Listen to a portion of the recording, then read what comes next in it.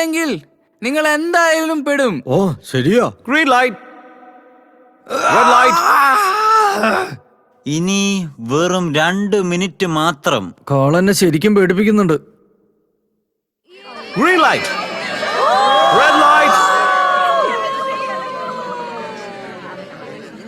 ഇനി ഒരൊറ്റ മിനിറ്റേ ഉള്ളൂ, സമയം പോയിക്കൊണ്ടിരിക്കുന്നു. Green light, red light. നീ ആ ലൈനിൽ ചവിട്ടി, കുഴപ്പമില്ല. നീ അതാണ് മോനെ. കേറിക്കോ. അടിപൊളി. Red light.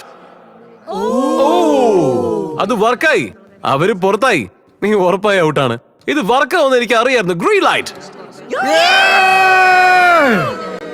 Red light. നിങ്ങൾ എന്തായാലും കുറെ പേര് പുറത്തായി. അവർ പെട്ടെന്ന് ഓടിയേ പറ്റൂ. ഓടിയേ പറ്റൂ. Green light, green light. Red light ഞാൻ ഇനി പറയാൻ പോകുന്നില്ല. റെഡ് ലൈറ്റ് പറയുന്നതല്ല, കാരണം സമയം കഴിഞ്ഞു. To late.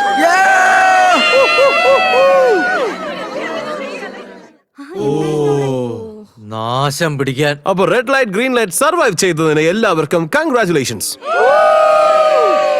ഇനി നിങ്ങൾ ഈ ടിവിയിലേക്ക് നോക്കിയാൽ നിങ്ങൾക്ക് കാണാൻ കഴിയും വെറും 236 ആൾക്കാർ മാത്രമാണ് സർവൈവ് ചെയ്തു നിന്നത്. ഇനി നിങ്ങൾ മുകളിലേക്ക് നോക്കിയാൽ നിങ്ങൾ മത്സരിക്കുന്ന $4,56,000 അവിടെ കാണാൻ പറ്റും. ഇനി നമുക്ക് ഹണി കോമ്പിലേക്ക് കടക്കാം. ഹണി കോമ്പിൽ ഓരോരോ ഷേപ്പുള്ള കുക്കീസ് ആയിരിക്കും എല്ലാവർക്കും ലഭിക്കുന്നത്. ആ ഷേപ്പ് 10 മിനിറ്റ് കൊണ്ട് മുറിച്ചെടുക്കണം. പക്ഷേ ഷേപ്പ് പൊട്ടിയാൽ അവർ എലിമിനേറ്റ് ചെയ്യുന്നതായിരിക്കും.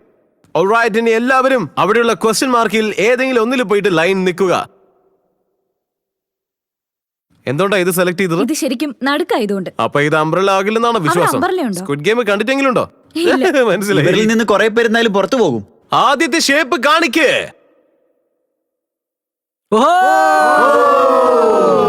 രണ്ടാമത്തെ